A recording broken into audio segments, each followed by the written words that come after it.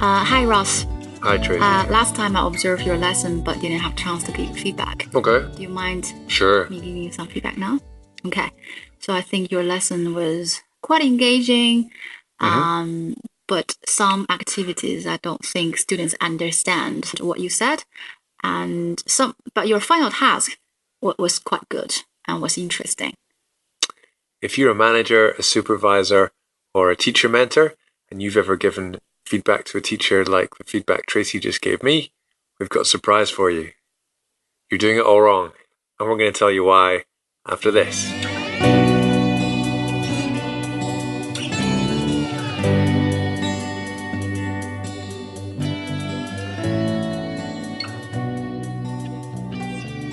So, Tracy, what was wrong with the feedback there that you gave me? What was the problem with it? Did you notice I use a lot of adjectives? I did. Can you remember what were some of the adjectives? Engaging, not very good, was quite good and interesting. Interesting, yeah. So what kind of like specific information that you get out of it from my feedback? I guess I only found out your opinions. Yes. So that's why the feedback wasn't very good, because I just tell you how I feel about your lesson and didn't tell you what you did. I didn't tell you what the student reaction was, why it worked and why it didn't work. So you should give feedback based on what you hear and what you see, rather than your personal opinion. Right. So ideally, every time you say something, it should start off with, I noticed, or I heard, or I saw. To go back to some of those things that you told me, like if I wanted to tell a teacher that their task was quite engaging, how can I do that? Yeah, you can say, oh, all the students, they were talking to each other, or they had a discussion about, for example, planning a trip somewhere on the national holiday. Everybody using the target language, for example, this and that, and rather than your lesson was engaging, or everybody was laughing when they were completing the task. Yeah, right. Like I saw this student and this student smile and laugh and make eye contact. Yeah. Yeah. And what about the opposite? One of the most common bits of feedback I remember giving to teachers when I was a new manager was, you talk too much. Like, what's a way of, do you think, of getting teachers of saying you talk too much, but without just giving an opinion? You can say, oh, in your lesson, I heard you said these 10 times or 20 times. And when you're doing observation, you can write down what exactly the teacher said. And if just the teacher said some random stuff not related to anything, so you can say, oh, that's what I heard. So you should reduce this teacher talk. Or just show them and then say, what do you think? Like I had a teacher a couple of weeks ago I observed, and I noticed she said okay a lot. So I started just making a mark every time that she said okay for a 5-minute period. And after 5 minutes, she said okay 29 times. So I did it afterwards. I didn't need to say you said okay too much. I said, there was a word that you said a lot during the lesson. Do you know what it was? No, I don't know. It was okay. Do you know how many times you said okay during the 5 minutes I was writing it down? Don't know. You said it 29 times. So then, like, it's very easy. Like, the person, I guess the point of all this is that the person can reach their own conclusion, right? You're not necessarily telling the person your opinion. You're not telling them what to do. You're just giving them information, and then they can act on that information if they want to. Yeah, just, talk a little bit more, because when I was a new teacher many years ago, I remember my manager told me, I don't like this activity, or I don't like this thing that you did in your lesson, and I hope that I can do that instead. So I was really confused why I have to do what you told me, and what the benefit of doing it. So I didn't think that was a very effective feedback. And did you change? Not really.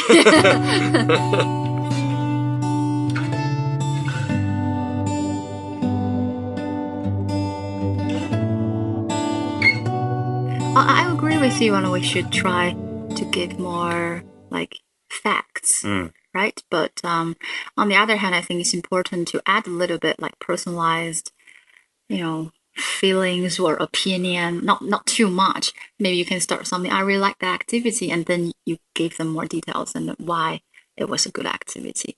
So Yeah, I think we need to balance it because you don't want to make it really, really cold feedback and the people felt it's so hard to, you know. Yeah, I think for managers, right, we all know that one of the most important things a manager or peer has to do is to praise people, right? Mm, So it is an opportunity to praise someone, but you still need to tell the people why something was good. yeah. So earlier you said like you didn't act on your boss's feedback when they Hmm. said they didn't like your activity. What have you found like as a manager and as a trainer is the best way to motivate teachers to act on feedback? I think before you give the feedback and you need to do a lot of preparation. First of all, you need to know who the person you're giving feedback to and know which way do they prefer to receive feedback. If you know this person, it's hard for him or her to receive feedback and you need to focus on maybe positive feedback first and then include some constructive feedback Yeah. at the same time. I had someone like this the other week that I could tell was quite fragile and wasn't going to be happy hearing negative feedback on the diploma.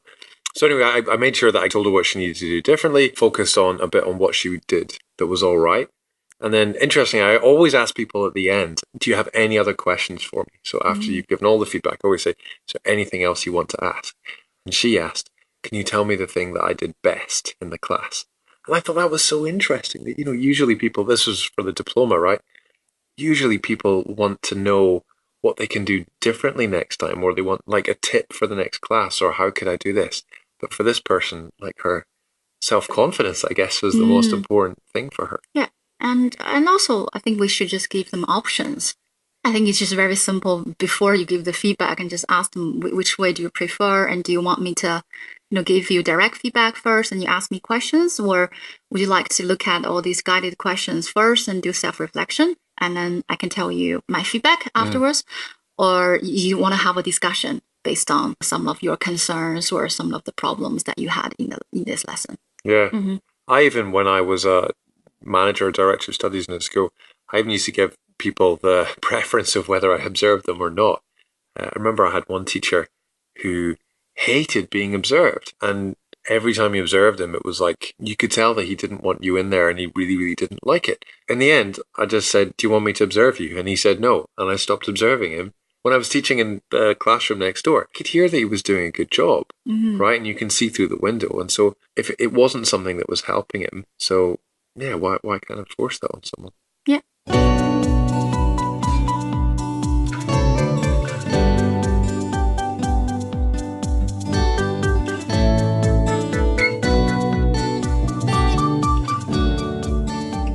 So okay, we talk about the way how we give feedback and Yeah. ask them or give different options. Uh-huh. So you've done a lot of like lesson observations and give a lot of feedback. What's the most difficult feedback you've ever given? I think for a lesson observation, the worst thing I've ever had to do is to tell someone that they were aggressive towards their students, but I couldn't say that. So I did that thing that you mentioned earlier of I just wrote down some things that they said. So for example, someone just the other day had said something like, Lynn, you're so lazy. Or I think they said, Shanghai is terrible. And who else was it? There was another time another teacher had said something like a student wasn't participating. And she said, why are you not doing this activity? And he said, it's too difficult. And the teacher said, don't bother saying that to me. Get up to the board. Right? Wow. But I don't think these people saw themselves as being rude or aggressive people. So I couldn't say that. So what I do to those people is I say, I'm going to read you some things that you said in your class, and you can tell me how these might be perceived by different people. And both of the times I've done that, the person goes, "All right, I see what you mean." Mm-hmm. And then I always say, "Well, I know, like to me, I knew that you were probably joking because I know you a little bit, but bear in mind that some people might not react that Yeah, way." there might be students first time attend the lesson and never know the students, Yeah, the teacher before. right, exactly. How do you find people normally react to feedback? I think there were so many different ways, and I've seen people were so surprised and angry. Have you ever heard of the Sarah principle I in have terms not. of reacting to feedback? Please tell us more. So S, and which means people they're surprised and oh really, I didn't know, is it me? Mm. Right, there's something really shocking to them. Mm-hmm. And the second, Oh, so this is like, oh, I've always been told I've been a good teacher before. Like yeah, no one ever mentioned this yet. Yeah, and the second one is anger Uh-huh. or annoyance. So people kind of like, oh, I didn't do it. That's not me. Yeah, I Yeah. think that happens quite a lot because I think for a lot of people it's really challenging for them, right? To Mm, hear bad at something that you thought you were good at. It's really tough. yeah. And the third one is resistance. So people just say, oh, someone did the same thing. Why did you talk to me about this? So, and of course, and people just, say, oh, yeah, yeah, I realize there's a problem. They accept it straight away and then probably gonna make some changes. Yeah, that's the really easy one. And the last one is called help. I think as a very good manager, we should be able to provide some support because Yeah. you give them feedback, they accept it, but they need some kind of, I don't know, support from managers or from other people, direction, rather than just tell them, oh, you need to make changes, but how can they make changes? To support the person Yeah. afterwards. So that's the Yeah. Sarah principle. I mean, I guess for all feedback, there's two really, really important things, right? The person that's giving the feedback and then the person that's receiving the feedback. So maybe another time we can talk about how to receive feedback now that we've talked about how to give feedback. Yeah, sure. All right. Bye bye, everyone. See you next Bye. time.